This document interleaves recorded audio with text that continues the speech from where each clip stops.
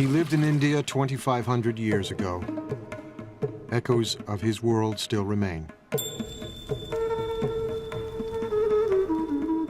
The Buddha, the Indian sage whose story inspired one of the world's great religions, Buddhism, the fourth largest religion in the world.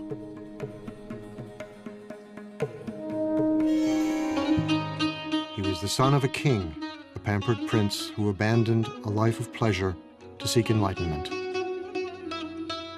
Even Buddha himself, in order to get final enlightenment, need hard work. It was an arduous spiritual journey. He was eating 1 grain of rice per day. He was standing on 1 foot. He was sleeping on nails. Meditating under the Bodhi tree, he attained the supreme wisdom. There is no knowledge won without sacrifice. In order to gain anything, you must first lose everything. Next, the Buddha.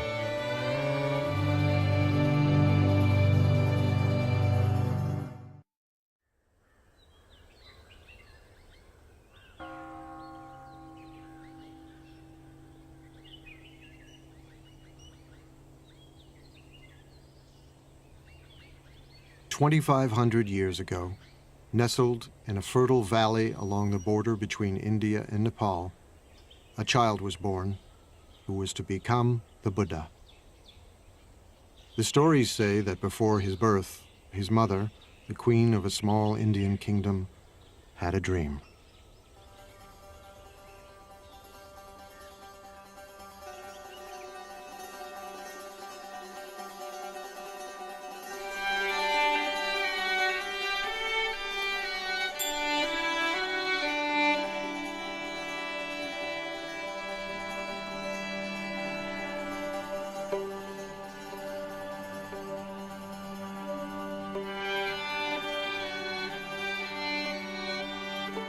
A beautiful white elephant offered the queen a lotus flower and then entered the side of her body.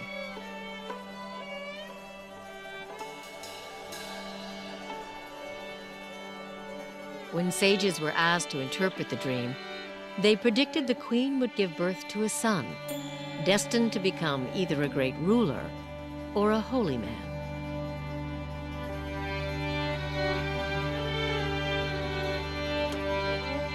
One day, they said, he would either conquer the world or become an enlightened being, the Buddha. People like stories. It is one of the ways we learn. The story of the Buddha's life is an archetypal journey, but it is a means to an end. It is not an end.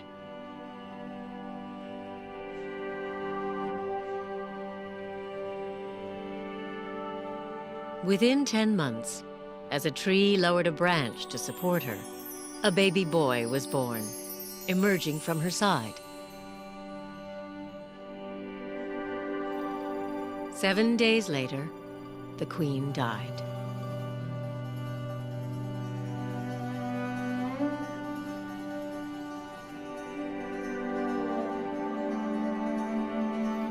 The world is filled with pain and sorrow, the Buddha would one day teach. But I have found a serenity, he told his followers, that you can find too.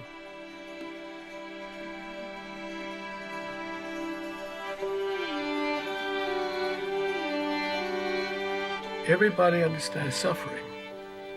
It's something that we all share with everybody else. It's at once utterly intimate and utterly shared. So Buddha says, that's a place to begin. That's where we begin. No matter what your circumstances, you will end up losing everything you love, you will end up aging, you will end up ill. And the problem is that we need to figure out how to make that all be all right. What he actually said was that life is blissful. There's joy everywhere, only we're closed off to it. His teachings were actually about opening up the joyful or blissful nature of reality. But the bliss and the joy is in the transitoriness. Do you see this glass? I love this glass. It holds the water admirably. When I tap it, it has a lovely ring. When the sun shines on it, it reflects the light beautifully. But when the wind blows and the glass falls off the shelf and breaks, or if my elbow hits it and it falls to the ground, I say, of course. But when I know that the glass is already broken, every minute with it is precious.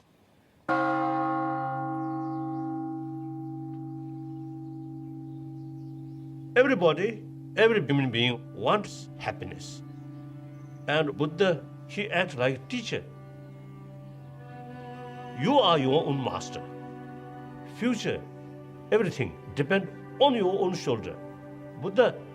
Buddha's responsibility is just to show the path. That's all. The Buddha can shine out from the eyes of anybody. Inside the buffeting of an ordinary human life, at any moment what the Buddha found, we can find.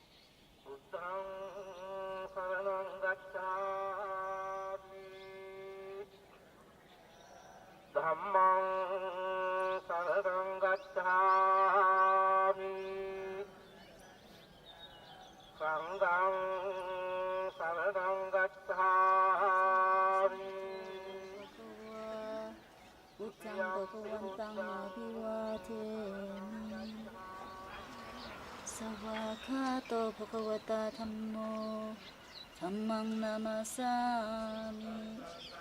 In southern Nepal, at the foot of the Himalayas, is one of the world's holiest places, Lumbini, where, according to the sacred tales, the Buddha was born.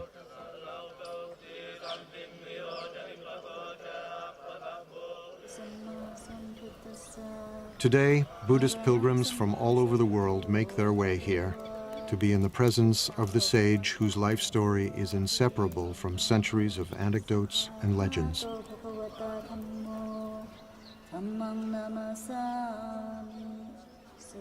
There are countless stories of the Buddha. Each tradition, each culture, each time period has their own stories.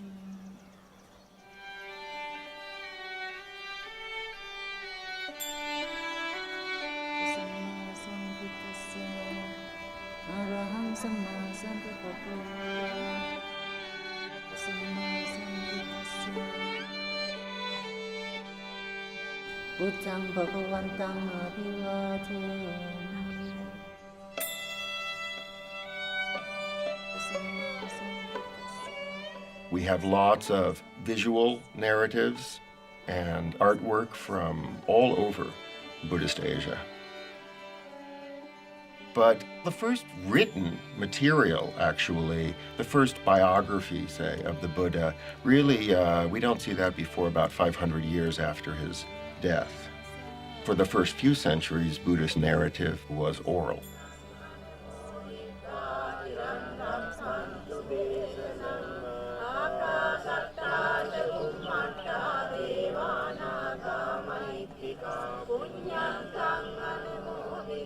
Historically, it is based on something certainly that happened. There must have been someone who corresponded with Gautama Buddha, who we don't know. We don't know how much of it is pure fairy tale and how much of it is historic fact, but it doesn't matter. It touches something that we all basically know.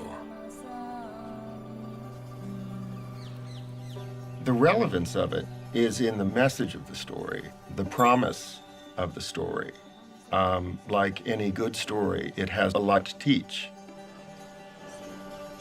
So the story of his life, then, is a beautiful way of telling the teaching.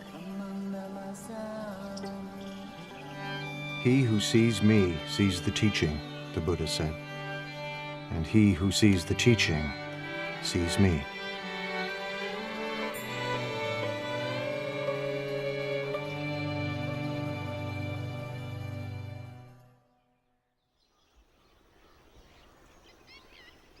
Born some 500 years before the birth of Jesus, the Buddha would grow to manhood in a town vanished long ago. For nearly 3 decades, he would see nothing of the world beyond.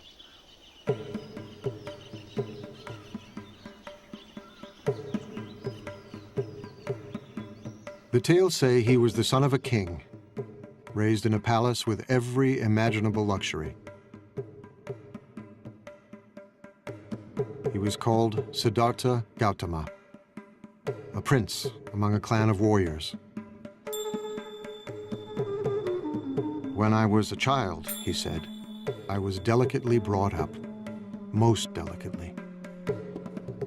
A white sunshade was held over me day and night to protect me from cold, heat, dust, dirt, and dew. My father gave me 3 lotus ponds. One where red lotuses bloomed. One where white lotuses bloomed. One where blue lotuses bloomed. The father wants him to be a king, wants him to conquer the world, to be the emperor of India, which at that time was 16 different kingdoms. And it was predicted that he would be able to conquer wherever he wanted if he remained as a king. So the father was creating this artificial environment to coddle him. His father wanted to prevent him from ever noticing that anything might be wrong with the world, because he hoped that he would stay in the life they knew and loved and not go off as was predicted at his birth, and possibly become a spiritual teacher rather than a king. Shielded from pain and suffering, Siddhartha indulged in a life of pure pleasure. Every whim satisfied, every desire fulfilled. I wore the most costly garments, ate the finest foods. I was surrounded by beautiful women.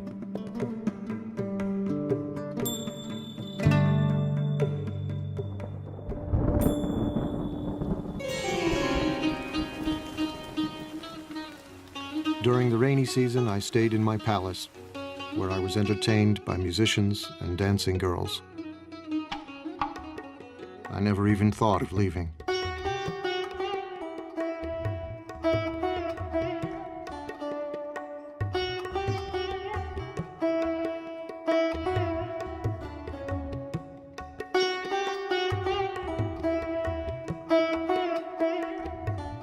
When he was 16, his father, drawing him tighter into palace life, married him to his cousin.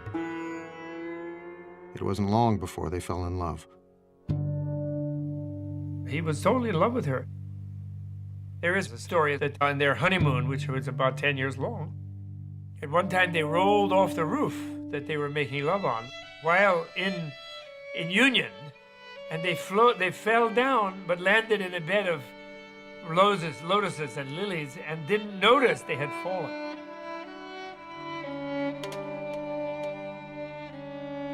And so, the stories say, he indulged himself for 29 years, until the shimmering bubble of pleasure burst. His father does everything he can to never let him leave, never let him see the suffering that life is. But one day he goes outside and he's traveling through the kingdom, and he has the first of 4 encounters. He sees an old man, and he asks his attendant, and the attendant says, "Oh, that's change. One doesn't always stay young and perfect." Then, on the next tour outside, he sees a sick man and doesn't quite understand what it is. He asks his attendant, and the attendant says, "Oh, that happens to all of us." Everybody gets sick, and don't think you are a prince, you will not get sick. Your father will get sick, your mom will get sick, everybody will become sick. Then he sees that it isn't just the sick person, in fact, it's universal. and something is stimulated inside of him. So he keeps getting the chariot driver to take him out, and he sees, horror after horror. And on his third trip outside, he meets a corpse. And he recognizes impermanence and suffering and death as the real state of things. The world that he had been protected from, shielded from, kept from seeing. And he was shocked. He was shocked. And he realized, this is my fate too. I will also become old. I will also become ill. I will also die. How do I deal with these things? These are universal questions in any human being's life. What it's like to be in a body inside of time and our fate, and how do we navigate that?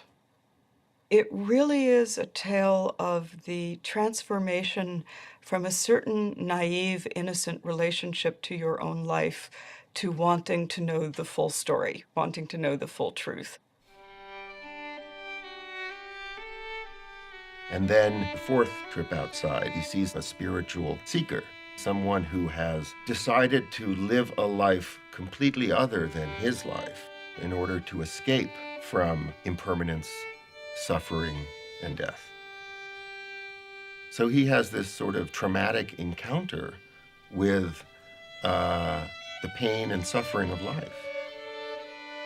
We try to protect our children. We don't want to let our children see all the pain that's in the world. But at a very early age, at a time before he could remember anything, at a time before there was conceptual thought, he already suffered the worst kind of loss that one could suffer. Suddenly and mysteriously, his mother died when he was a week old. So something tragic happened, right at the beginning. That might be what it takes to become a Buddha, is that you have to suffer on such a primitive level.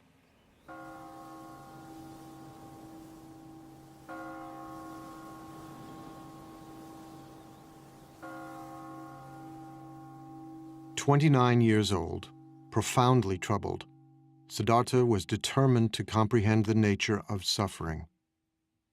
He resolved to leave the palace. His wife had just given birth to a baby boy. Siddhartha called him Rahula, fetter. He names his son Fetter. He names his son Ball and Chain. This is the fetter that will keep me tethered to this life. This is what will keep me imprisoned.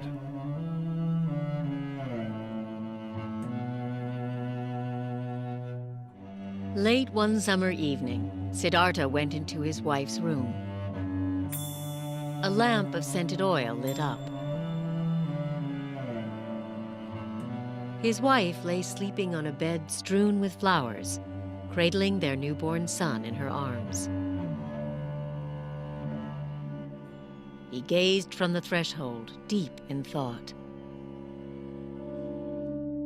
If I take my wife's hand from my son's head and pick him up and hold him in my arms, it will be painful for me to leave. He turned away and climbed down to the palace courtyard. His beloved horse, Kantaka, was waiting. As he rode toward the city's northern wall, he leapt high into the air. Mara, the tempter god of desire, was waiting. You are destined, Mara told him, to rule a great empire. Go back, and worldly power will be yours.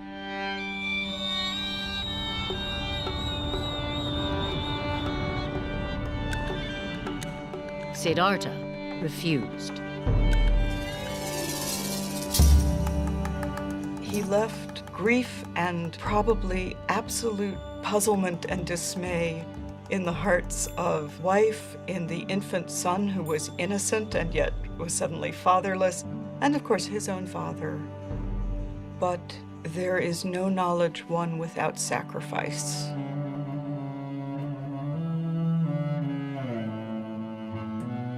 And this is one of the hard truths of human existence. In order to gain anything, you must first lose everything.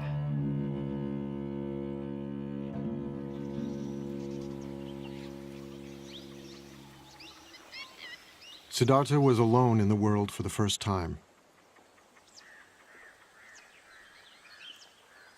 On the bank of a nearby river, he drew his sword. Although my father and stepmother were grieving with tears on their faces, he said, I cut off my hair, I put on the yellow robes and went forth from home into homelessness.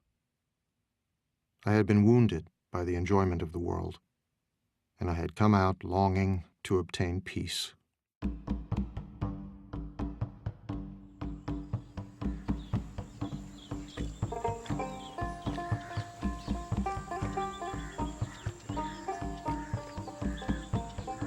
Siddhartha wandered south toward the holy Ganges River. Once a great prince, now he became a beggar, surviving on the charity of strangers. He slept on the cold ground in the dark forests of banyan, teak, and sal that covered the northeastern plain, frightening places where wild animals roamed and dangerous spirits were said to live. He's going out to see what there is. He's a seeker. He doesn't have a teaching yet. He doesn't have an understanding yet. He doesn't have an insight yet. He doesn't have a solution yet, but he recognizes the problem.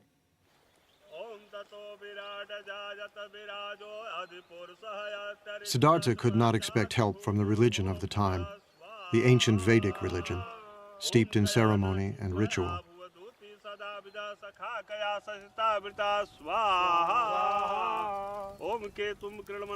Some of its rituals still live on in ceremonies conducted by Hindu priests who chant Vedic formulas more than 2,500 years old.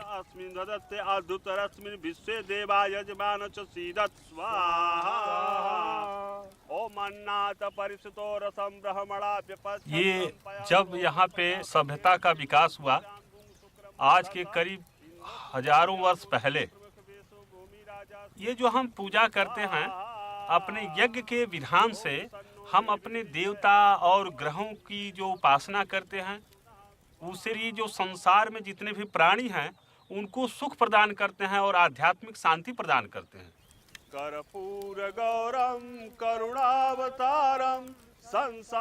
For centuries, the Vedic rituals had commanded respect for the gods and inspired conviction. But by Siddhartha's time, the rituals no longer spoke to the spiritual needs of many Indians, leaving a spiritual vacuum and a sense of foreboding. The gods become less important than the rituals themselves. It's a period of great unrest. It's a period of social upheaval, social change.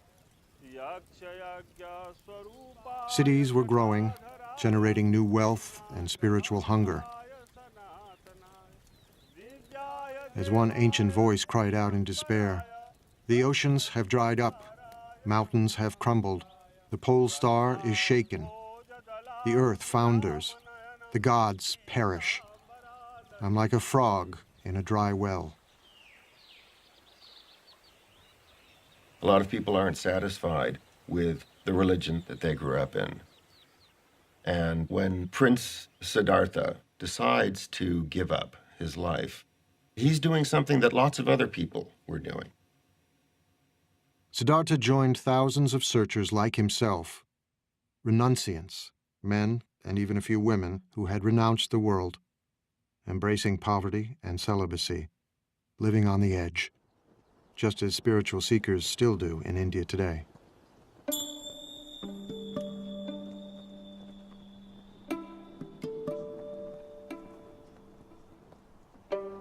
Now, at this time in India, there are lots of renunciants out there. It's a flourishing renunciant tradition. There are many different people who have given everything up and practice austerities and meditate in order to escape from the cycle of death and rebirth. The notion of reincarnation is something that's part of Indian culture, part of Indian civilization, part of Indian religion that was there long before the Buddha. And it was in a sense, the problem that the Buddha faced. Suffering didn't begin at birth and finish with death. Suffering was endless. Unless it was possible to find a way out, become enlightened, become a Buddha. In his time, there was a sense of death not being final, but of death leading inexorably to rebirth, and of suffering beings bound to the wheel of death and rebirth.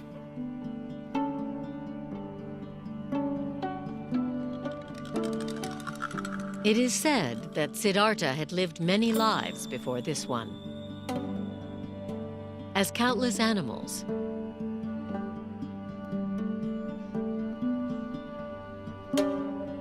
innumerable human beings,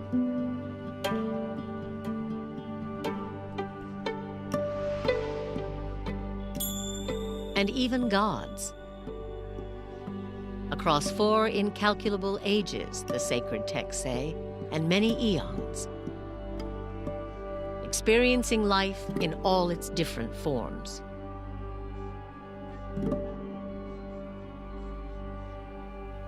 Siddhartha's previous lives, many eons, sometimes as a human being, sometimes as an animal, but then gradually, you see his practice becoming more higher and higher and deeper, deeper.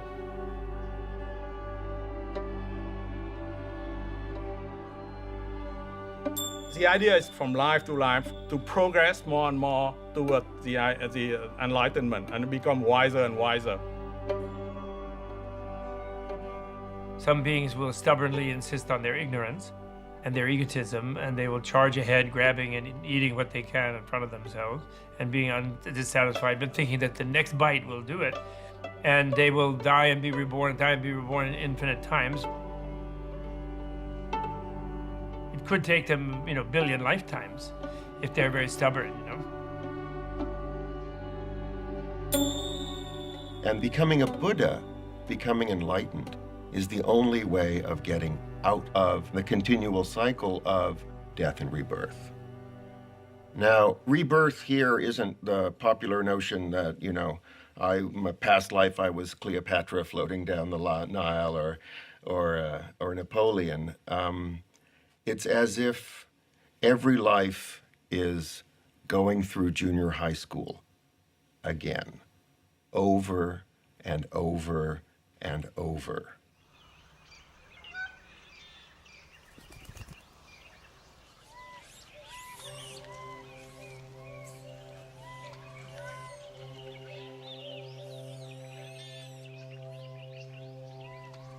With the authority of the priests worn thin and wisdom seekers like Siddhartha roaming the countryside, holy men emerged, teaching their own spiritual disciplines.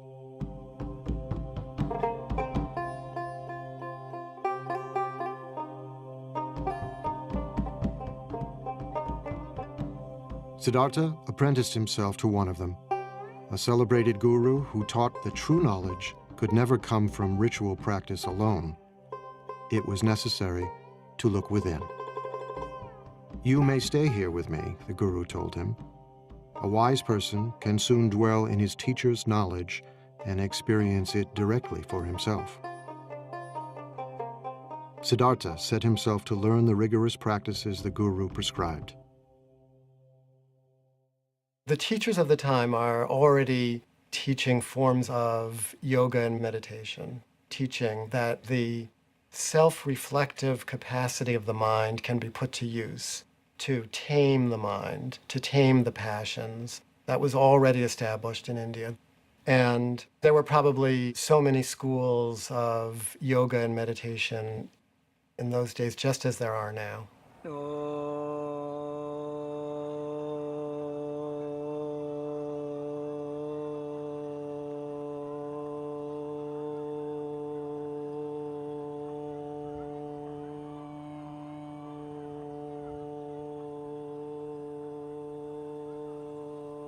योग केवल शरीर के लिए नहीं है। शरीर के लिए तो अपने आप स्वाभाविक रूप से लाभ मिलता ही है। योग का जो मुख्य लक्ष्य है कि हम समाधि को प्राप्त कर जाएं। सर्वे भवन्तु सुखिना तुरंत नहीं आता। सर्वे by the Sadhana.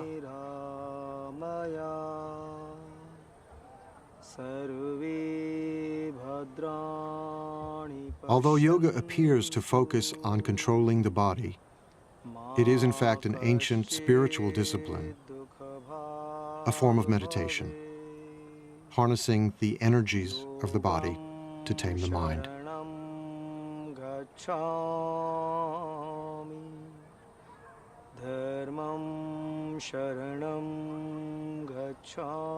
Some yogis learn to sit without moving for hours, breathing more and more slowly until they seem to be barely breathing at all.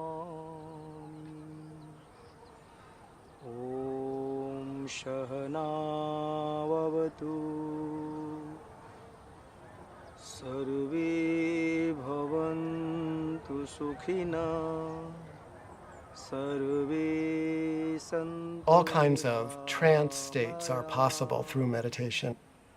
If you hold the mind, if you concentrate the mind on a single object, be it a word or a candle flame or a sound, it's possible to transport the mind into all kinds of interesting places.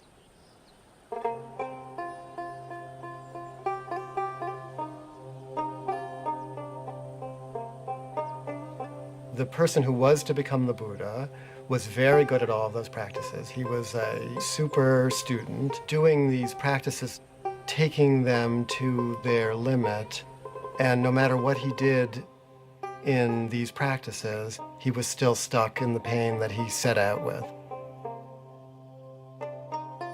He ascends to these very rarefied states of consciousness, but it's not permanent. And it does not bring penetrating truth into the nature of reality. So these become a temporary escape from the problem of existence, but they don't solve the problem.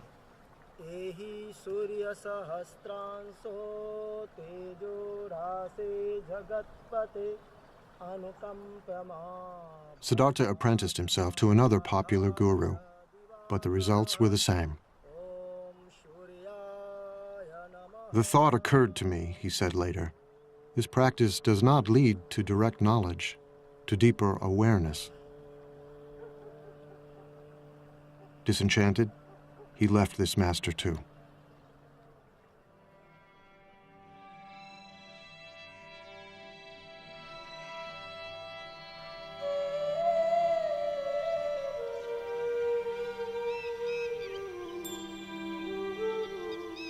Siddhartha continued to drift south, still searching for the answer to his questions. Why do human beings suffer? Is there any escape? He's trying and trying and searching, and he already experienced extreme luxury, so now he tries extreme deprivation.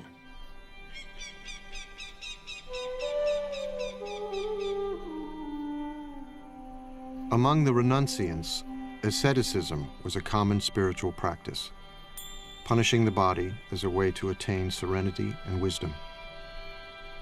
Siddhartha fell in with 5 other ascetics, and soon was outdoing them in mortifying the flesh, subjecting his body to extremes of hardship and pain.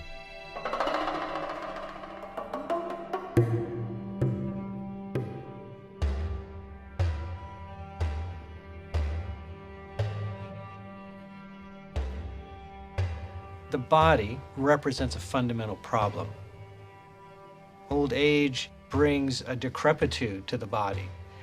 Sickness brings pain and suffering to the body. And death is ultimately the cessation of the functioning of the body.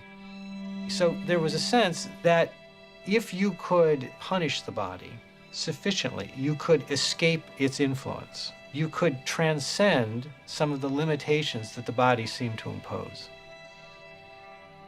The ascetic pursues the truth by taking the requirements of survival down to the absolute minimum possible. Barely enough food to stay alive, no protection from the elements, no heat. Sit in the cold, sit in the rain. Meditate fiercely for all the hours of awakening.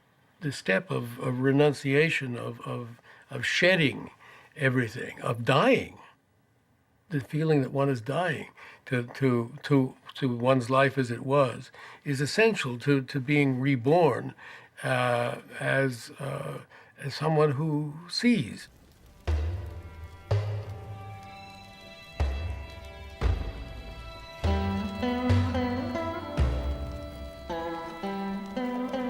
Ascetics can still be seen in India, firm in the belief that by subduing the flesh, they can gain spiritual power. सत्य क्या है? एक time भोजन लेने में 24 घंटे में एक सेकंड अपने को प्रत्यक्ष बता देता है कि सत्य क्या है. हाँ, छोड़ दिया 16 उम्र में.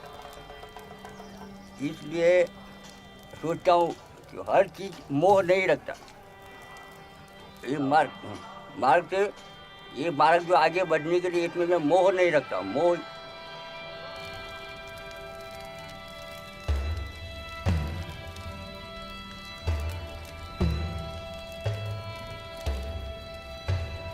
Emaciated, exhausted, Siddhartha punished himself for 6 years, trying to put an end to the cravings that beset him.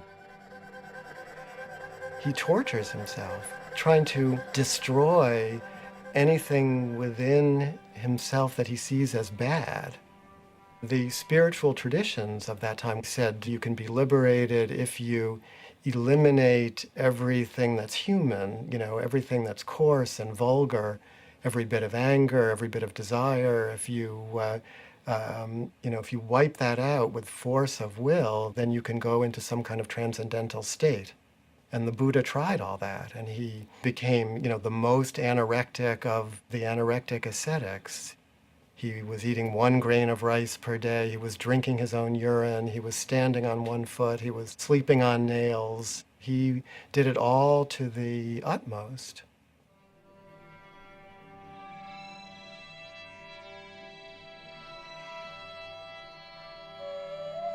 My body slowly became extremely emaciated, Siddhartha said. My limbs became like the jointed segments of vine or bamboo stems. My spine stood out like a string of beads. My ribs jutted out like the jutting rafters of an old abandoned building. The gleam of my eyes appeared to be sunk deep in my eye sockets, like the gleam of water deep in a well. My scalp shriveled and withered like a green bitter gourd, shriveled and withered in the heat and wind.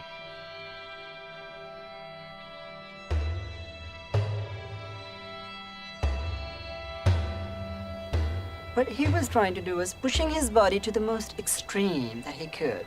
But then he realized that from that, he cannot gain what he wants. Trying to torture the body becomes too much. The whole attention is given to the body, nothing else. He surrendered himself completely to the hard training that he was given. And what he discovered, having tried this completely for many years, was that he had not answered his question. It hadn't worked. He was on the verge of death, dying, unawakened, when he remembered something.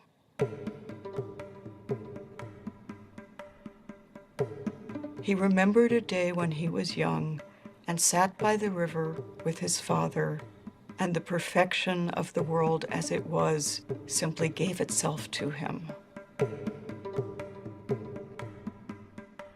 Years before, when Siddhartha was a small boy, his father, the king, had taken him to a spring planting festival.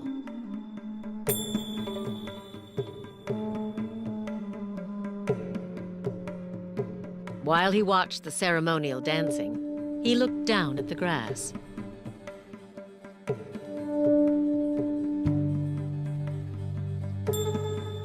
He thought about the insects and their eggs, destroyed as the field was planted. He was overwhelmed with sadness. One great taproot of Buddhism is compassion, which is the deep affection that we feel for everything because we're all in it together, be it other human beings, other animals, the planet as a whole, the creatures of this planet, the trees and rivers of this planet. Everything is connected.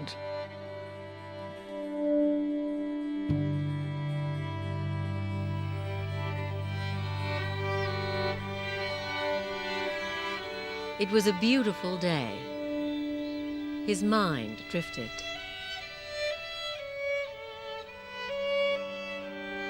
As if by instinct, he crossed his legs in the yoga pose of meditation. And the natural world paid him homage.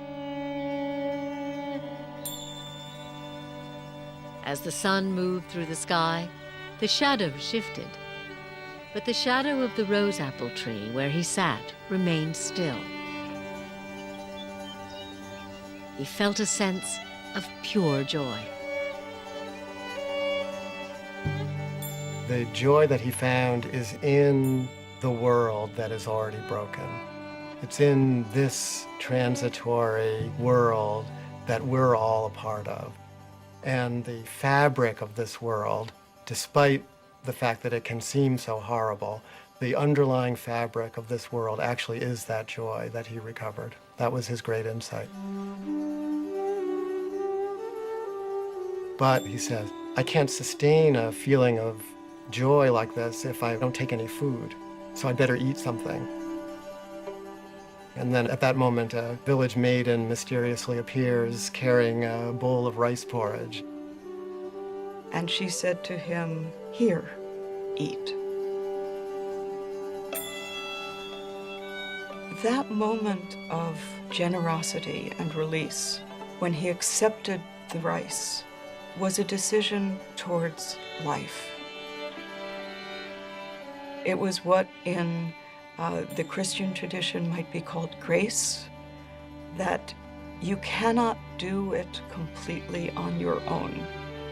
And in Christianity, the grace comes from the divine. In the story of the Buddha, the grace comes from the ordinary kind heart of a girl who sees somebody starving and says, "Eat." And there's something beautiful. Whenever I remember that story, it makes me so happy because I see the heart of Buddha as the person he was, like the Siddhartha.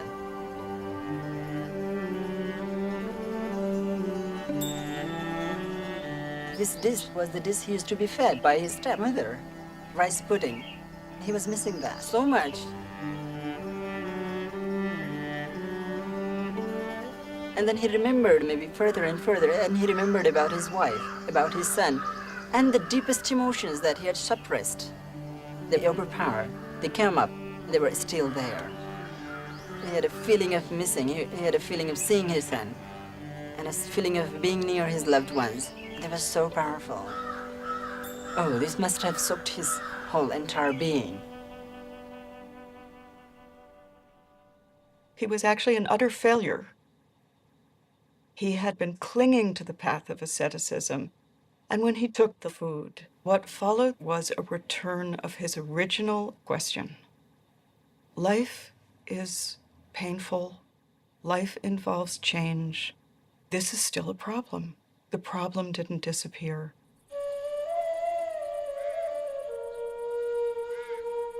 It wasn't long before the ascetics who had been Siddhartha's companions found him eating and turned away in disgust.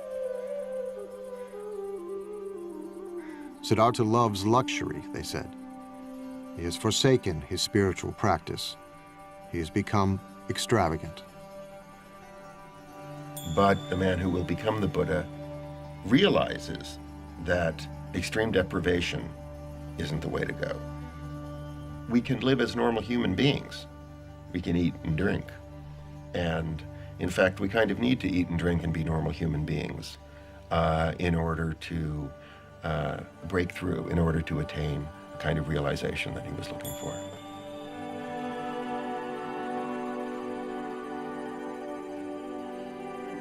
Siddhartha had put his faith in 2 gurus.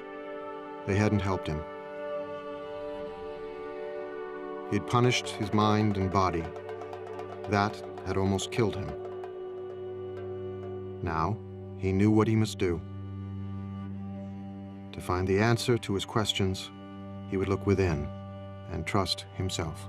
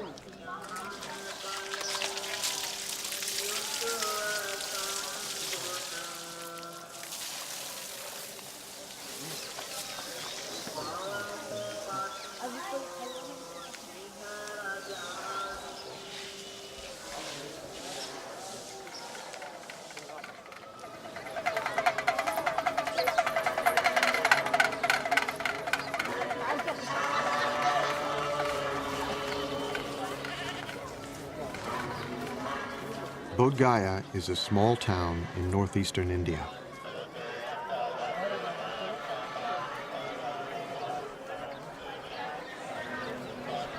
Throngs of pilgrims have come here from all over the world for more than 16 centuries.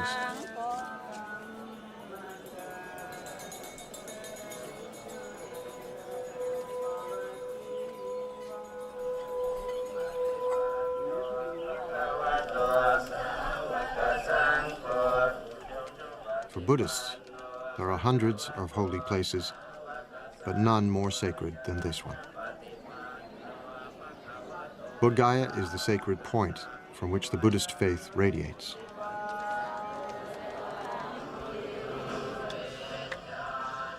Some pilgrims travel great distances, reciting prayers and prostrating themselves every step of the way.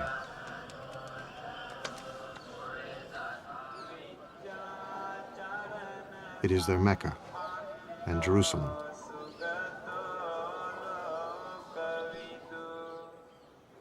Their Holy of Holies is not the imposing temple beside them, but a simple fig tree, Ficus religiosa, the Bodhi tree. The tree, it is said, is descended from the Buddha's time.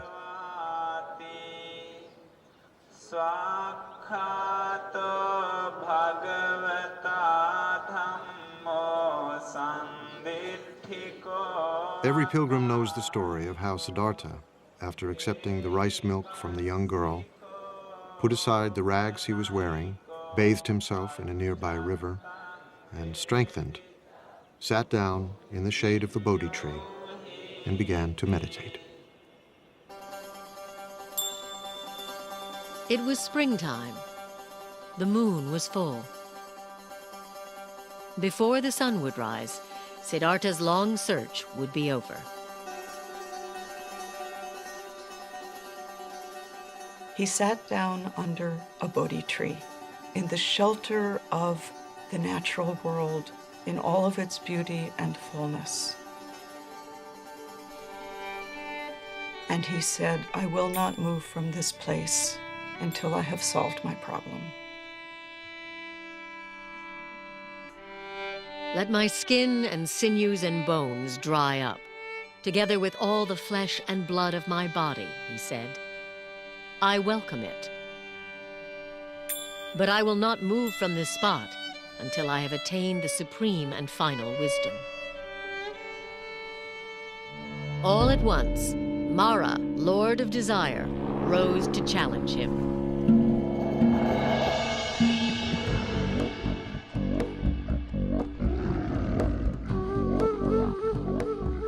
With an army of demons, he attacked.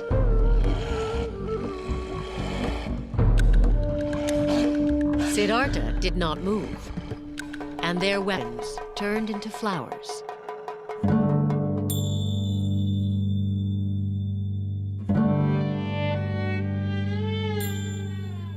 Mara is the ruler of this realm of desire, this world that we all live in.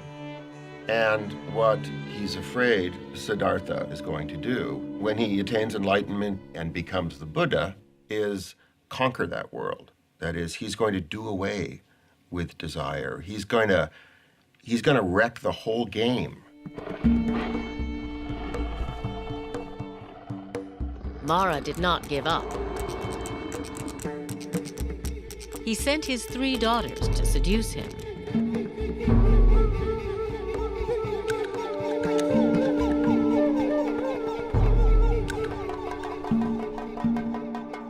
Siddhartha remained still. When he faces Mara, he faces himself and his own destructive capacity. But he's not the warrior trying to do battle with those qualities. He's discovered his own capacity for equanimity.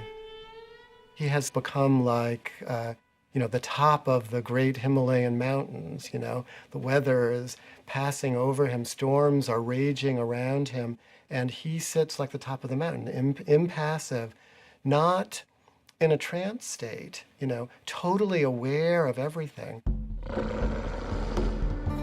So he frustrates Mara. Siddhartha resisted every temptation Mara could devise. The Lord of Desire had one final test.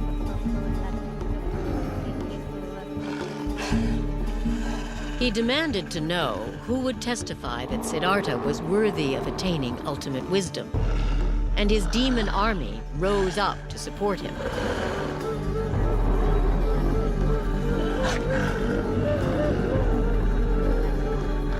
Siddhartha said nothing. He reached down and touched the ground, and the earth shuddered.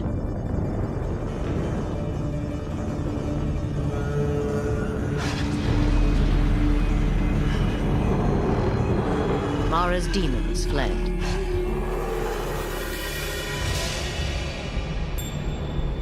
The Buddha reaches down and with his finger touches the earth. He says, "The earth is my witness." He said, "Mara, you are not the earth. The earth is right here beneath my finger."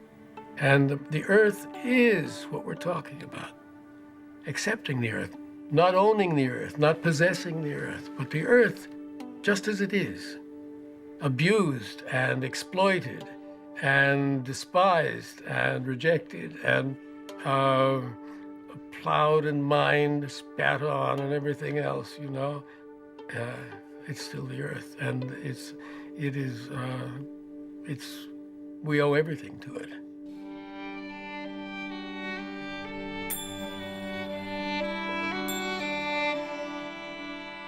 Siddhartha meditated throughout the night. And all his former lives passed before him.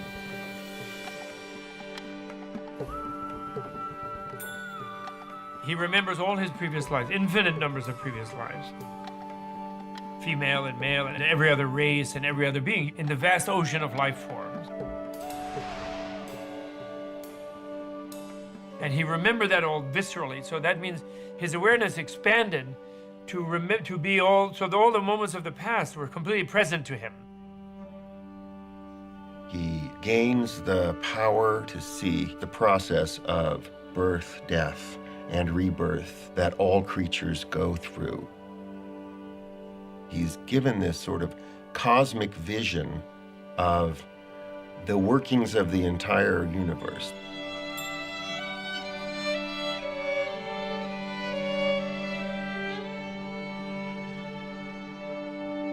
As the morning star appeared, he roared like a lion. My mind, he said, is at peace. The heavens shook, and the Bodhi tree rained down flowers. He had become the awakened one, the Buddha.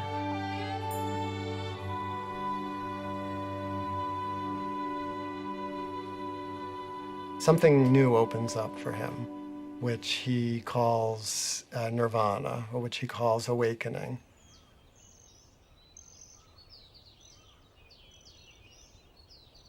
He said, "At this moment, all beings and I awaken together."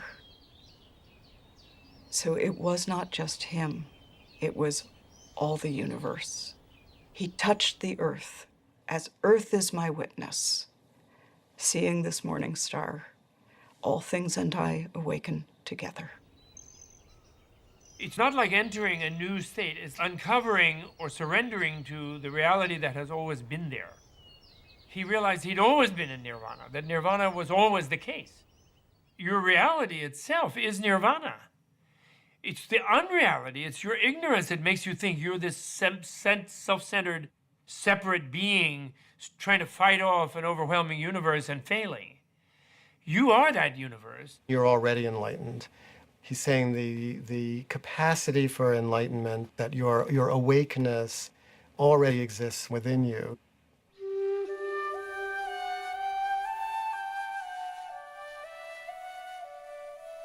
Nirvana is this moment seen directly. There is nowhere else than here. The only gate is now.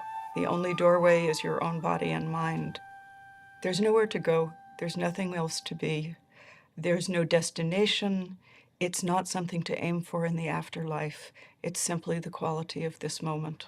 Just this, this room where we are. Pay attention to that. Pay attention to who's there.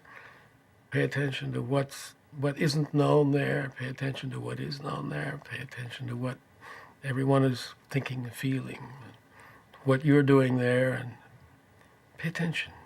Pay attention.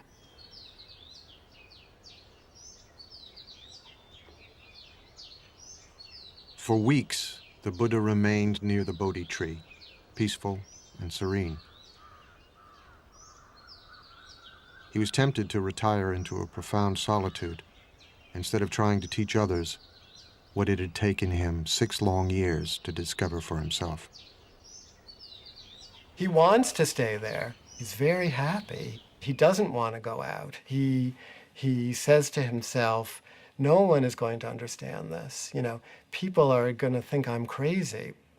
They're going to think I'm nuts. Buddha saw the nature of the people.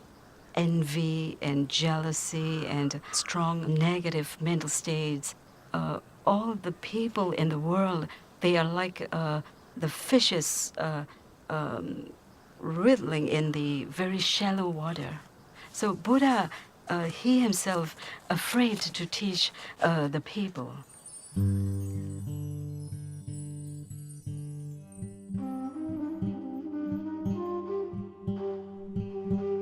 The myth is that a god comes to the Buddha. Brahma comes on his knees and says, please, we need you. Why don't you try talking about what you just understood? Because the world needs it. The gods need it and the men need it, you know? People need it. And then Buddha decided to give his teachings. Because of the great compassion, it's not an ordinary compassion.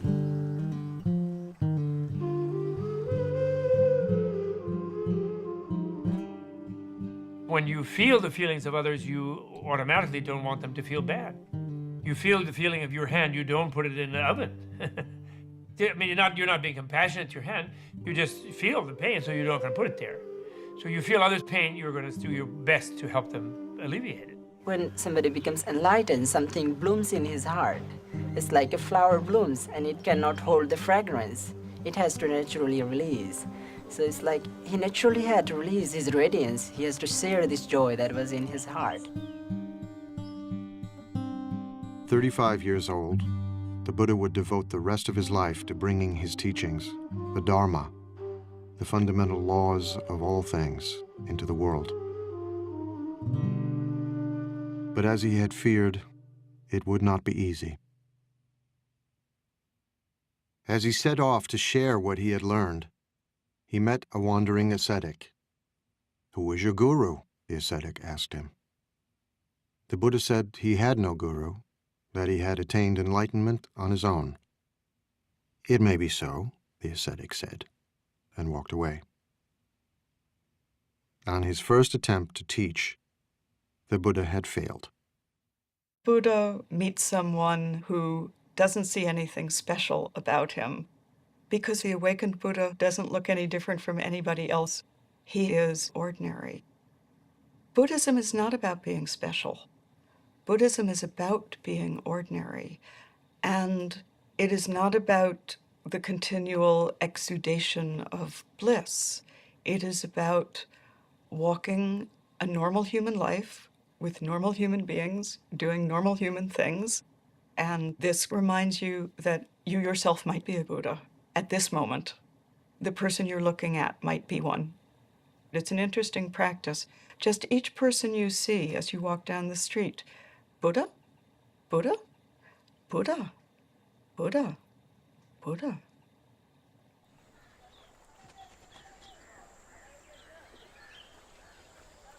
From Bodh Gaya, the Buddha walked west nearly 200 miles and crossed the Ganges River. He was still searching for a way to explain to others what he feared was unexplainable, the path to the enlightenment he himself had experienced.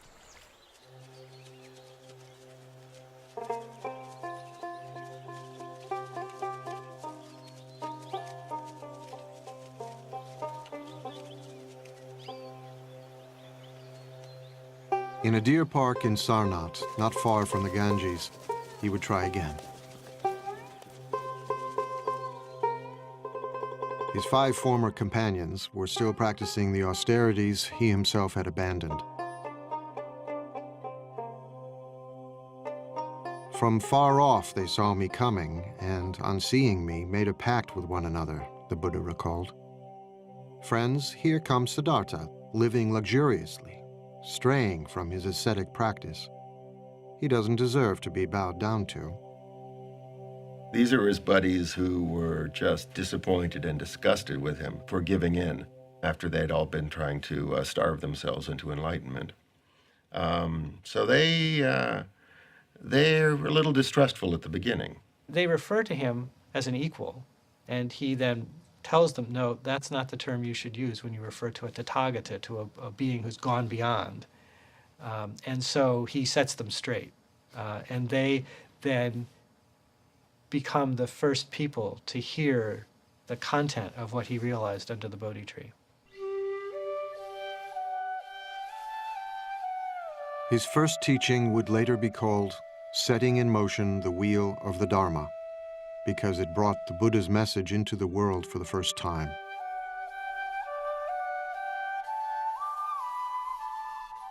He did not propound a dogma.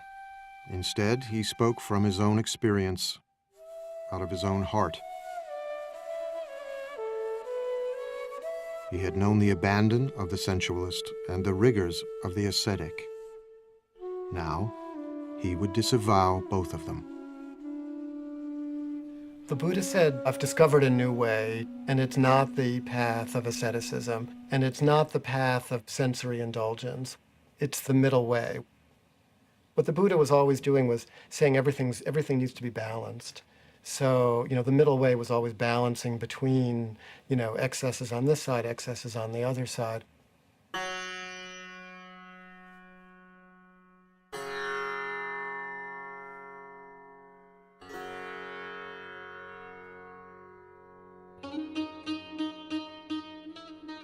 there goes the dancing when the sitar is tuned.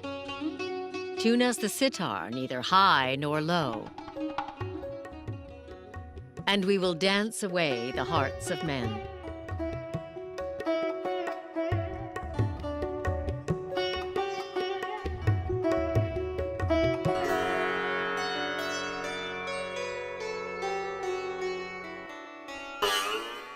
But the string too tight breaks, and the music dies. The string too slack has no sound, and the music dies. There is a middle way. Tune us the sitar, neither low nor high, and we will dance away the hearts of men.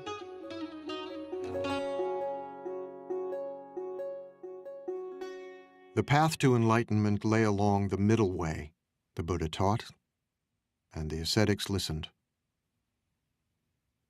Now he would answer the question that 6 years before had provoked his spiritual journey, the question of suffering. Buddhists don't have a creation story. There is no creator deity. It's not really of interest. It's not an issue. What's of interest is the problem of human suffering and the solution to human suffering. Pretty much everything else, right, is beside the point. The Buddha's analysis of suffering came in the form of what have come to be called the Four Noble Truths. There is no commandments or anything. The first noble truth is that there is suffering in this world. Generally, this suffering has been mistranslated. Suffering is not entirely accurate to the word that the Buddha probably used. It means something closer to dissatisfaction, that, we're never quite happy, and if we are, that's gone in an instant anyhow. And he says that this suffering, this unsatisfactoriness, doesn't arise by itself. It has causes. Our own mind causes it.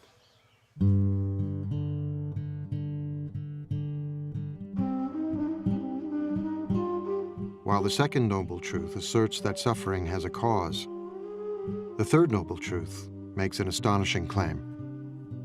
You really can be free of suffering by understanding the cause of suffering. Nobody tells you that. And so that was a huge announcement. The problem, Buddha taught, is desire. How to live with the confused and entangling desires of our own minds. People often misunderstand Buddhism as saying, in order to wipe out suffering, you have to wipe out desire. If that was what the Buddha was saying, then where does the desire for enlightenment fit in? The Buddha is saying, be smart about your desires. Desire must be there. Without desire, how can lead our life? Without desire, how can achieve Buddhahood? Strong desire to become Buddha. But desire to harmful, that bad. With the fourth and final noble truth, the Buddha laid out a series of instructions for his disciples to follow, a way of leading the mind to enlightenment called the Noble Eightfold Path, the cultivation of moral discipline, mindfulness, and wisdom. They are, as I like to think of them, a set of possible recipes that you can try on your own life and see which one makes the best soup. The Buddha didn't speak for long, but when he was finished, the 5 skeptical ascetics had been won over. They became his first disciples. Word quickly spread of the sage teaching in the deer park at Sarnath. Hundreds came to hear him and became disciples too. Many were wealthy merchants or their sons, living just 5 miles away in a thriving trading center on the Ganges, the holy city of Benares.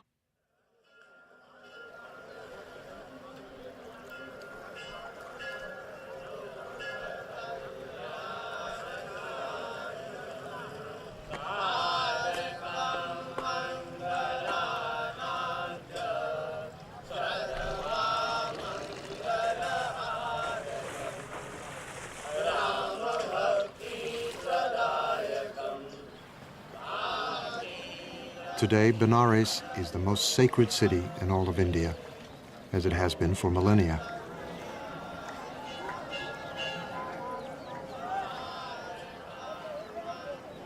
Even before the time of the Buddha, pilgrims came here to worship their gods and bathe in the holy river of heaven.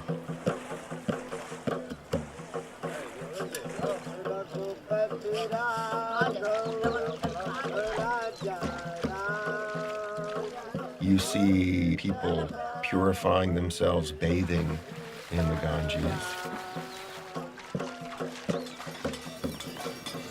You see priests performing rituals.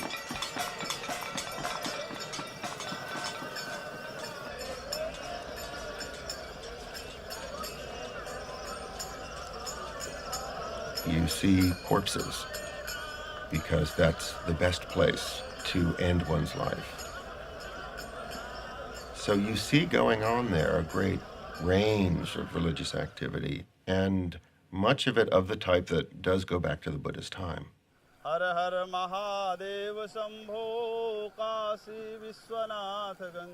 Many of today's sacred ceremonies on the Ganges echo the ancient practices of the Vedic priests, the Brahmins.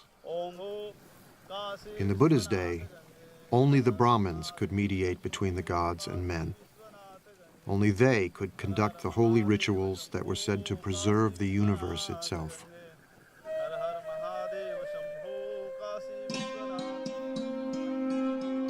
The Brahmin priests stood at the pinnacle of a rigid social hierarchy, a sacred system of caste. Beneath them were the warriors, the caste to which the Buddha belonged. Below them were farmers. At the bottom were the servants, and still lower, outcasts. Those social groups are not merely social conventions, but rather they're hardwired into the nature of the universe. You're supposed to stay in that group, and the survival of society depends upon your continuing to perform the function associated with that social status. Caste was irrelevant to the Buddha. So were priestly rituals to preserve the universe. His teachings focused on the universe within. The Buddha said you could be from any caste. What makes you noble is if you understand reality. You know, if you're a good person, if you're a wise person, then you're noble.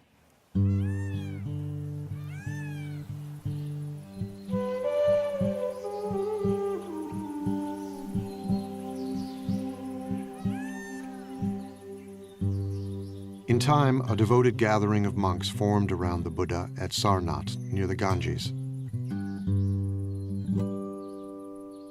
Broken stones and fallen pillars mark what remains of what grew to be a vibrant monastic community, the Sangha.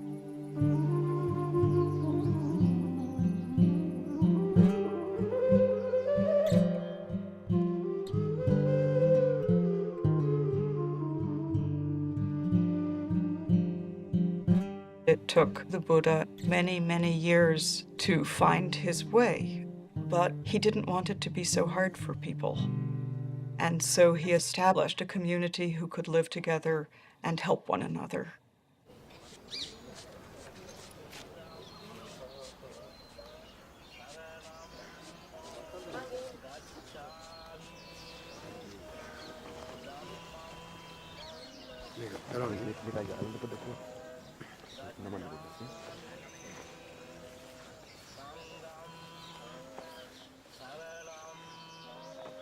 In a ceremony evoking the beginning of the Buddha's own spiritual journey, fledgling monks of all ages say goodbye to their families and homes and join the Sangha.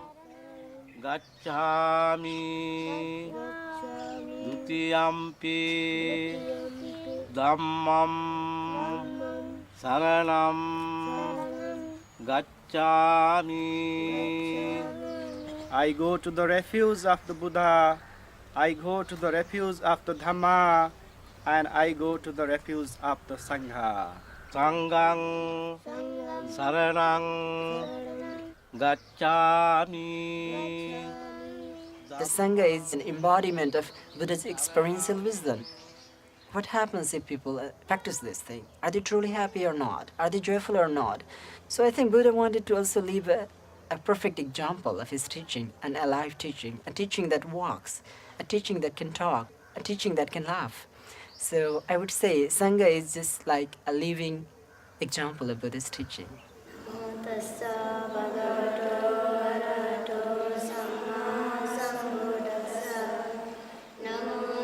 The first Sangha was a radical institution, open to people of every caste and remarkable for the times in which the Buddha lived, to both men and women.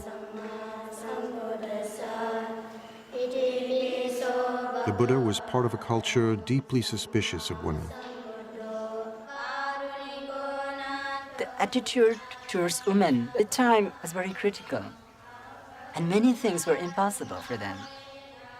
So that was a very revolutionary thing to do that in that times of India.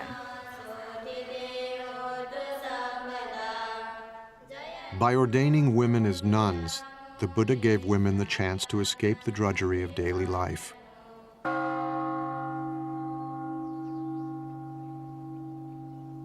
Life was so hard for most women that entering the Sangha was a liberation, as we know from their ecstatic, heart-rending poems. So freed, so thoroughly freed am I from my pestle, my shameless husband and his sunshade making, my moldy old pot with its water snake smell. Aversion and passion I cut with a chop. Having come to the foot of a tree, I meditate, absorbed in the bliss. What bliss!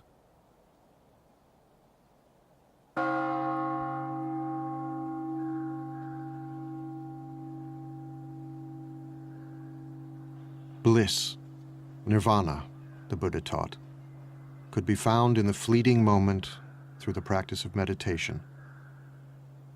The Buddha showed his followers how to come to terms with their own roiling thoughts and desires by paying attention to them, by becoming aware, becoming mindful. As an ancient poem counsels, like an archer, an arrow, the wise man steadies his trembling mind, a fickle and restless weapon. Many times our mind is not peaceful enough. So we realize that perhaps we need to understand more about mind itself and how to balance the emotions, how to balance our mind and try to cultivate more happiness. The difficulties come from within. One experiences unexpected things from one's mind. Most dangerous, skeptical doubts. Doubts about oneself, doubts about the Buddha. Physical is we can get from from the food and from the supplement of vitamins and and for the mind, this is the only way we have to. Only medicine. Meditation is not about getting rid of anger, getting rid of lust, or getting rid of jealousy. Even while becoming monk, often we experience angers. It happens. It often happens when people start teasing you like a shaven, bald-headed person. But it gives a good chance for us to realize that, okay, let's see, this anger arises. What is it?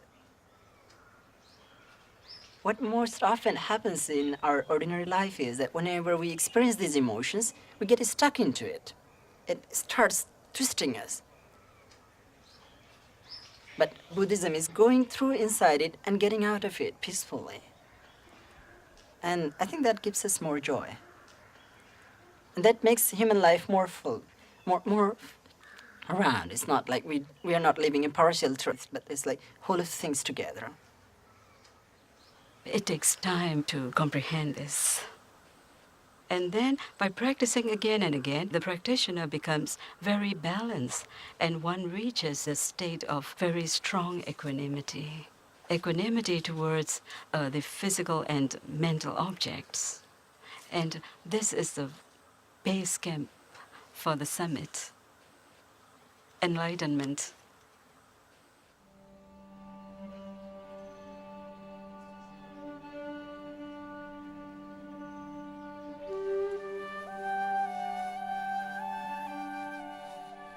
After washing my feet, a disciple said, I watched the water going down the drain.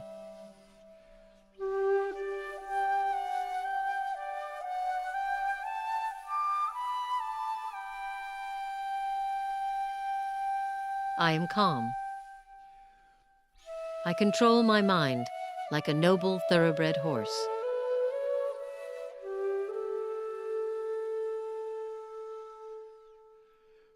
Taking a lamp, I enter my cell. Thinking of sleep, I sit on my bed.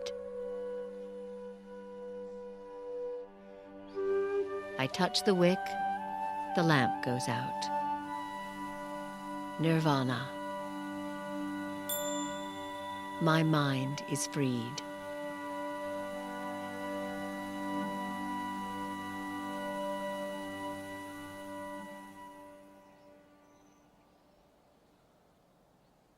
The mind is as restless as a monkey, the Buddha taught. Who you are, what you think of as yourself, is constantly changing. Like a river, endlessly flowing, one thing today, another tomorrow. There's water in a river, then there's water in a glass, and then the water is back in the air, and then it's back in the river. The water's there, but what is it? That's a way to think about the self in Buddhism. One moment you're angry, the next moment you're laughing. Who are you?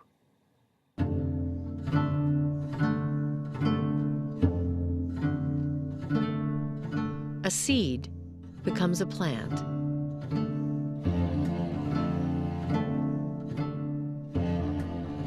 Wisps of grass are spun into a rope.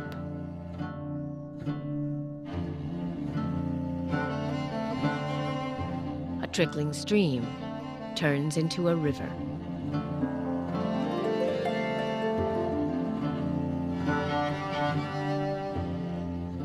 The self comes and the self goes. Simply notice how from one moment to another, yourself is actually not as much the same as we think it is. What the Buddha realizes is that if we can get rid of this fundamental misunderstanding of the nature of the self based on egotism, we won't cling to things, we won't screw up everything we do because we're thinking about it in the wrong way. Once you stop centering your feelings about your feelings on yourself, what naturally arises is simple compassion. Compassion for your own suffering, compassion for the suffering of others. Even the most abstract of the Buddha's teachings had a practical, ethical dimension. Compassion, the Buddha taught, comes from understanding impermanence, transience, flow, how one thing passes into another, how everything and everyone is connected. When this is, that is. From the arising of this comes the arising of that. When this isn't, that isn't. From the cessation of this comes the cessation of that.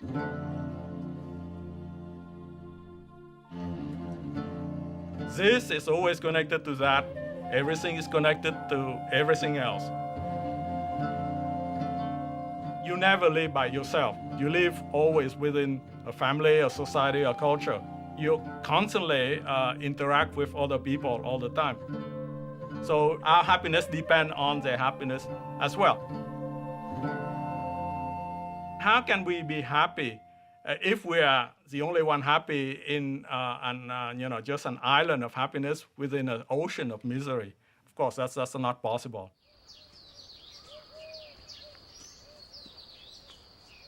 Compassion stirred the Buddha to send his monks out into the community.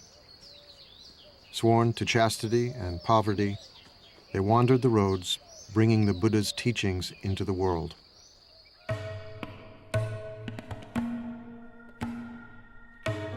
Go forth, monks, for the happiness of the many, out of compassion for the world. There are beings whose eyes have little dust on them, who will perish if they do not hear the teaching. But if they hear the teaching, they will gain liberation. The monks exist by begging. We think of begging as kind of a bad thing. Begging in this tradition is a good thing. It's a sign of spiritual purity.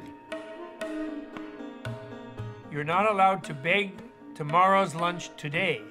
Only today's lunch. Then you can't eat from noon until dawn the next day. Then you have to go out and get another lunch. And then in exchange for lunch, you give a lecture. Unless they say we don't want to hear about it, then you don't. But that's the only thing but that forces you to interact with the lay community.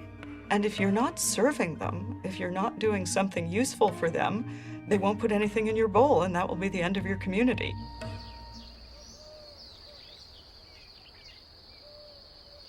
The Buddha himself wandered across northeast India, teaching and gathering new disciples everywhere he went.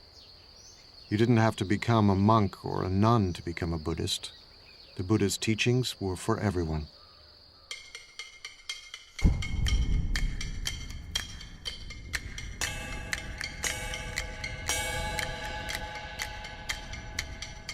Everything is burning. What is burning? The eyes are burning. Everything seen by the eyes is burning.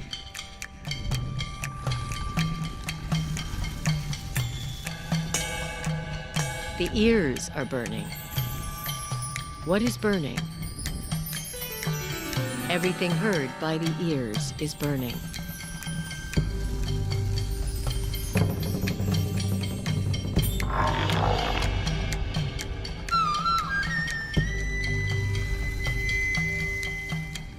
The nose is burning. Smells are ablaze. The tongue is burning. Tastes are ablaze.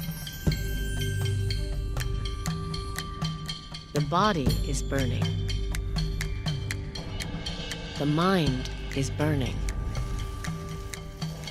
We're on fire. We may not know it, but we're on fire, and we have to put that fire out. We're burning with desire, right? We're burning with craving. Everything about us is out of control.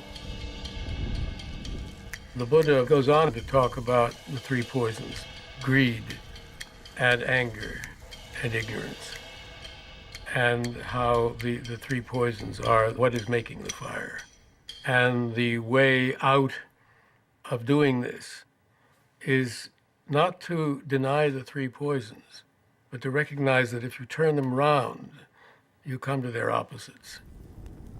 Instead of greed, you have generosity. Instead of anger, you have compassion. And instead of ignorance, you have wisdom.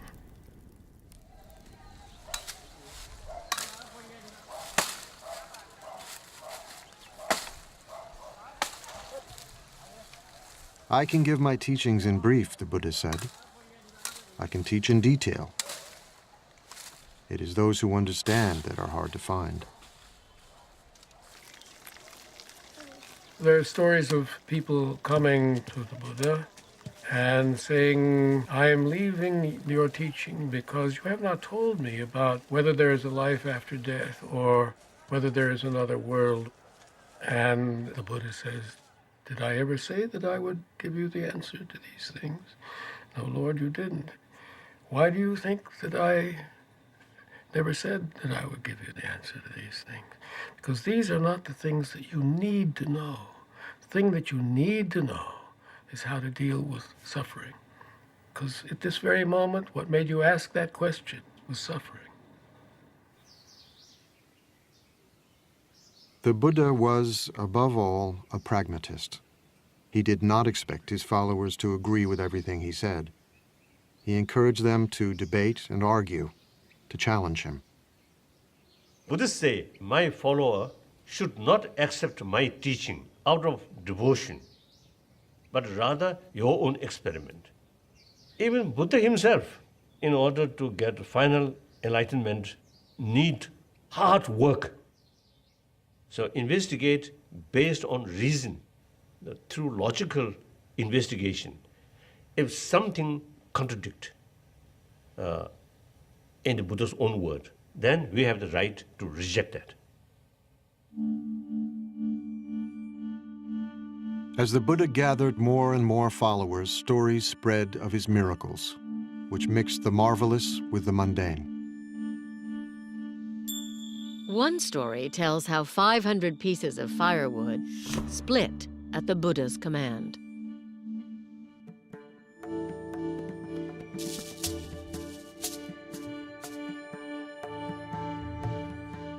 In another, a mad elephant charged wildly down a street, forcing everyone to flee.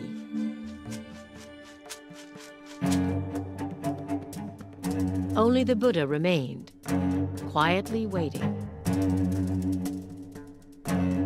The elephant, overcome by the Buddha's radiant kindness, knelt before him,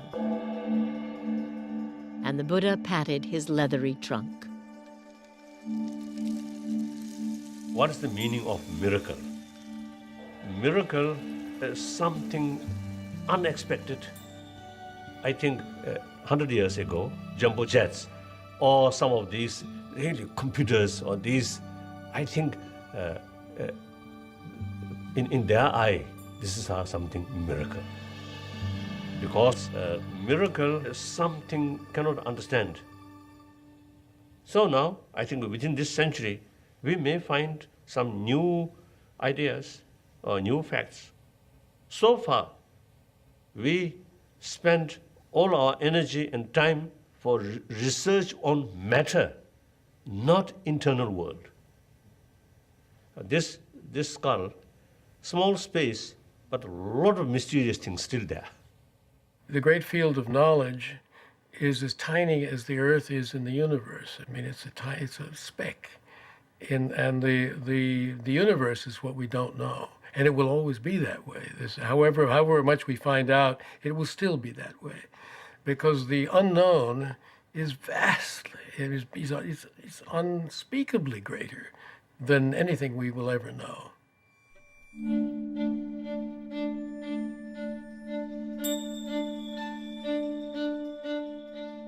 In one of the most storied miracles, the Buddha strode on a jeweled walkway suspended in midair,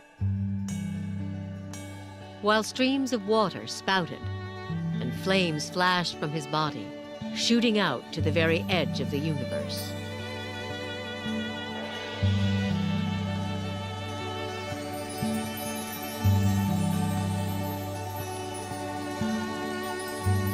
And as the Buddha sat on a lotus flower giving his teachings, he replicated himself, filling the sky with multitudes of Buddhas for all to see and wonder.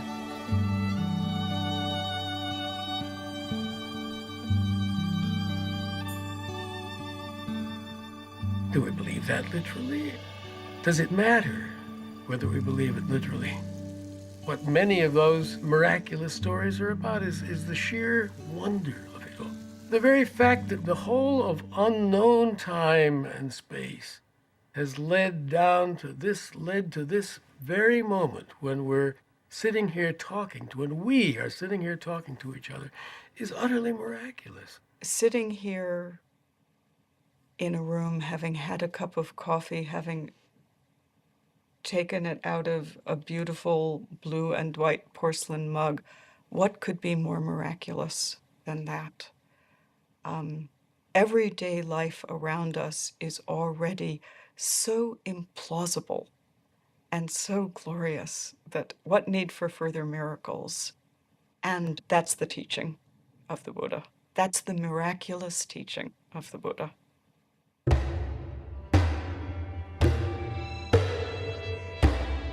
Violence, the Buddha taught, always leads to more violence. To the slayer comes a slayer.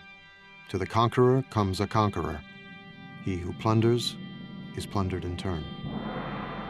War was endemic in the Buddha's age, ravaging northeast India again and again. Although kings and their ministers sought his counsel, the Buddha offered no grand political vision. He was powerless to stop the killing and the fighting. Even the men, women, and children of his former kingdom were massacred by a marauding king,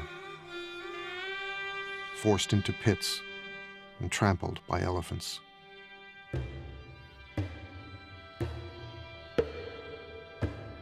It was said that the Buddha received the news in silence. Hundreds of them killed. So that day, Buddha was sad. Buddha's a human being. So he acts like a human being. So sometimes he also, they fail. He failed to perform miracle. The Buddha failed, but we as the Buddha fail constantly. And part of our suffering is our failure, our recognition of our failure.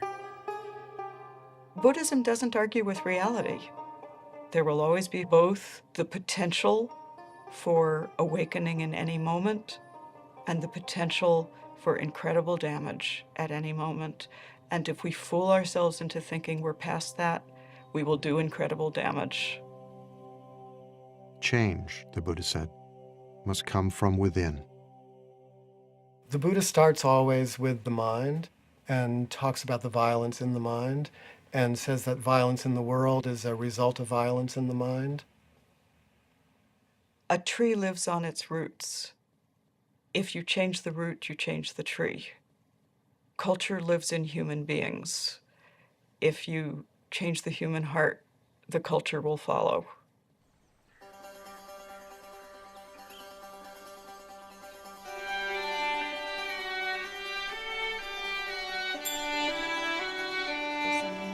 For decades, the Buddha shared his teachings all across northeastern India. Let all beings be happy, he taught, weak or strong, great or small. Let us cherish all creatures as a mother her only child. Barefoot in his robes, he was still walking the roads when he was 80, but old age was upon him. His back hurt, his stomach was often in pain.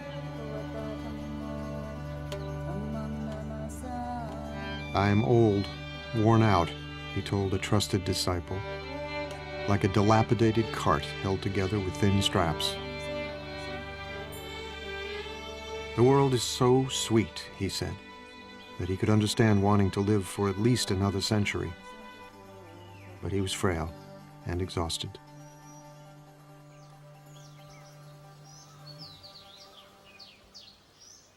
He became ill near Kushinagara, a remote village near the border of Nepal, when he was offered a meal which would prove deadly. The food was spoiled. He ate what was offered to him, and it's said that he knew it was bad, but he took it anyway because it was offered and didn't want the person who offered it to feel bad because it was his time.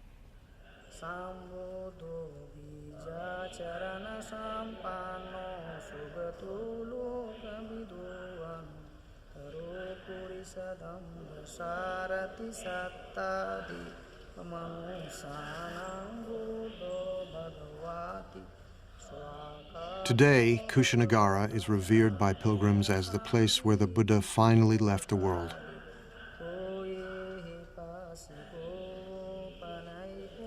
It was in Kushinagara where he grew weak and asked to be laid on his side in a quiet grove of sal trees.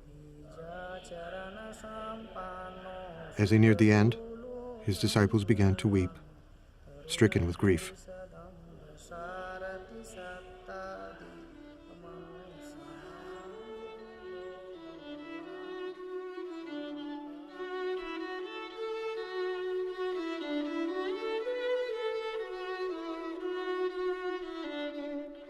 But the Buddha reassured them.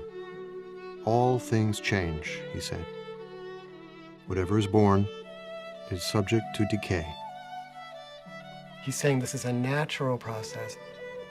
He tells his disciples, use this time, use the energy here, even this, for your own awakening. So he used even his own death and their sadness as a time to remind them of what their real task was.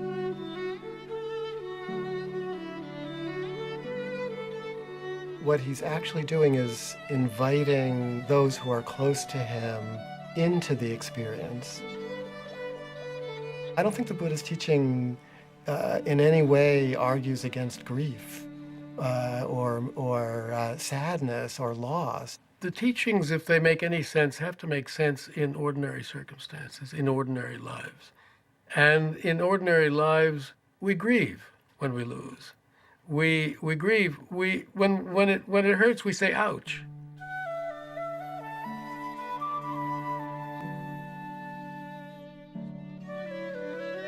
Buddhism is trying to look at things the way they are, the way it is, just as it is. It hurts. This is life. This is our life. And our relation to life involves losing it, too. You don't get beyond these things. You don't get beyond them. It's all right to feel what human beings feel. And we are not supposed to turn into rocks or trees when we practice Buddhism. Buddhas laugh, cry, dance, feel ecstasy, probably even feel despair. It is how we know the world. It is how we live inside of our hearts and not dissociated from them. The Buddha had always been saying goodbye. Now he prepared to leave the earth forever. He would never be reborn, never die again. It may be that after I'm gone, the Buddha told his disciples, that some of you will think, now we have no teacher. But that is not how you should see it. Let the Dharma and the discipline that I have taught you be your teacher. All individual things pass away. Strive on, untiringly. These were the Buddha's last words.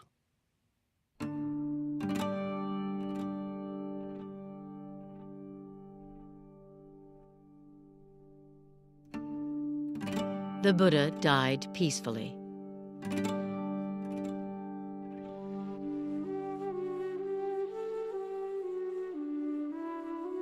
His head was pointed to the north, his face to the west.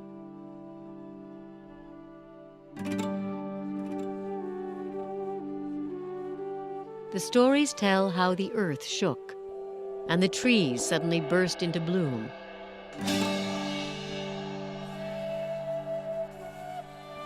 Their petals falling gently on his still body, falling out of reverence.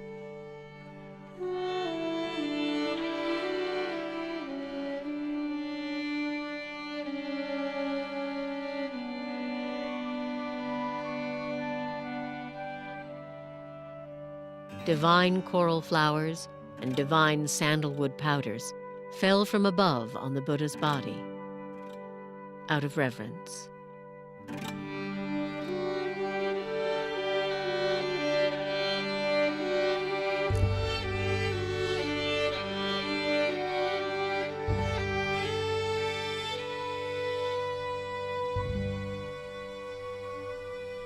His disciples were quite upset. What are we going to do without our teacher? We will be lost without our teacher. But his instruction was so simple and so clear. I am not your light. I am not your authority. You've been with me a long time now. Be your own light.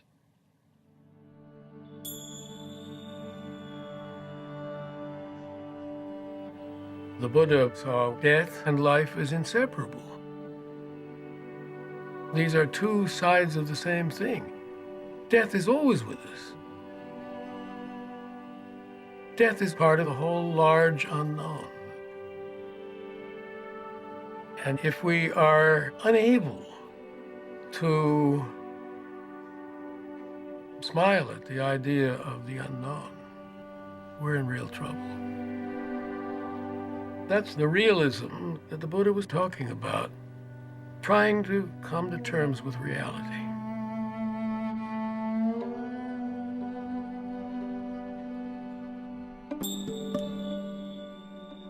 When he was 29 and still Prince Siddhartha, the Buddha had left his wife, child, and family to try and understand the nature of suffering.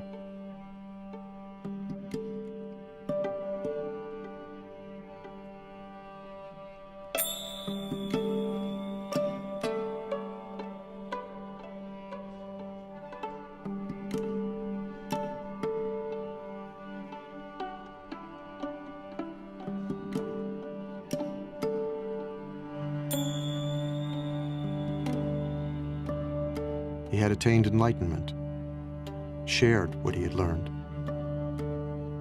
and left a path for others to follow.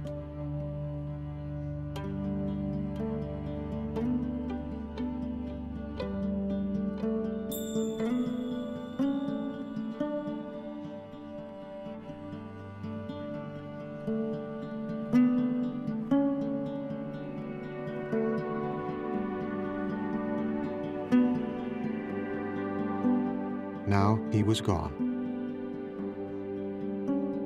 But before he died, he had asked his followers to remember him by making pilgrimage to the place of his death, to where he gave his first teachings,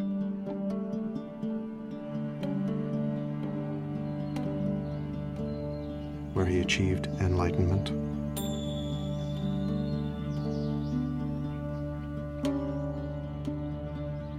and where he was born.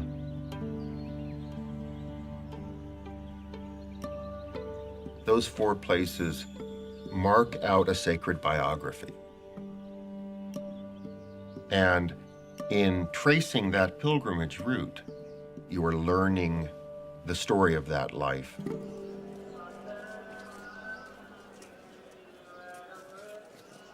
At places of pilgrimage, temples were built, images were installed, and relics were enshrined. Millions of people get immense inspiration. Buddha's spirit always there. But real Buddha's holy places is within oneself. That's important. So real Buddhist sacred place we must build within ourselves. We must build within our heart.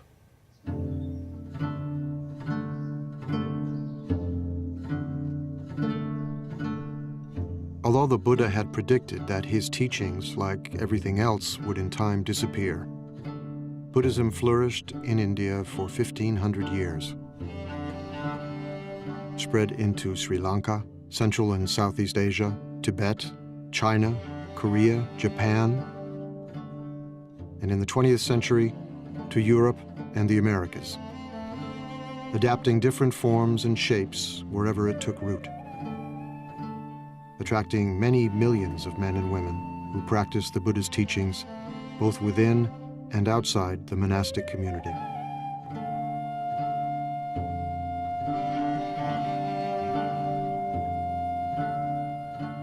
But everywhere and in every age, the essence of the story remains the same.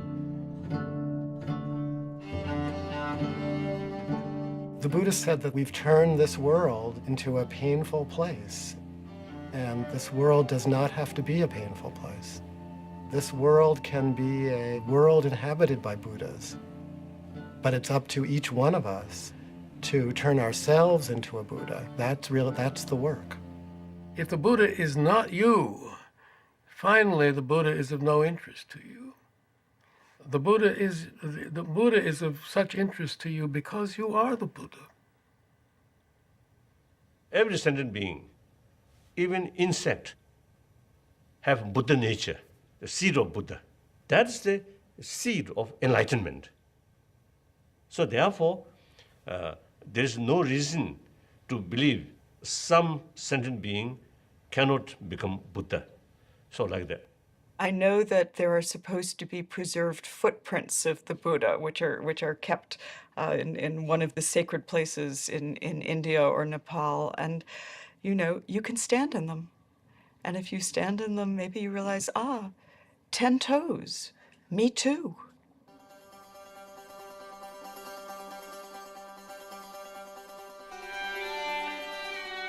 There is a story of a Brahmin who one day found the Buddha under a tree, calmly meditating. The Buddha's mind was still.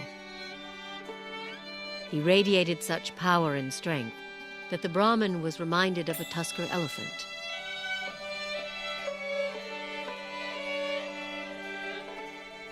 The Brahmin asked him who he was. Imagine a lotus that had begun life underwater, the Buddha replied.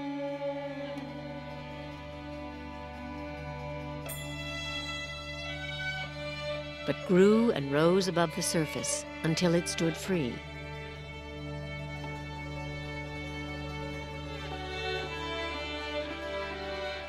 So I too have transcended the world and attained the supreme enlightenment.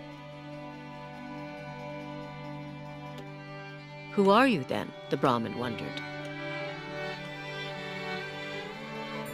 Remember me, the Buddha said, as the one who woke up.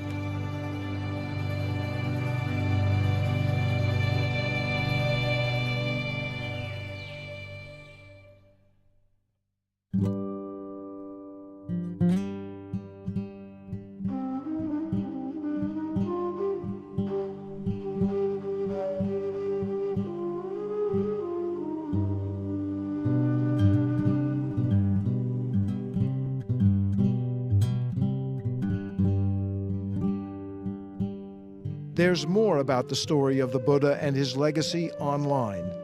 Explore the Buddha's teachings, the practice of meditation, and watch additional interviews. All this and more at pbs.org. The Buddha is available on Blu-ray and DVD.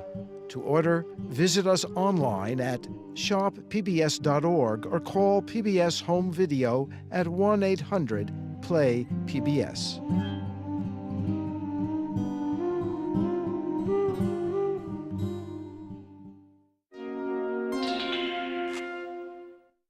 Major funding for this program provided by the National Endowment for the Humanities, because democracy demands wisdom.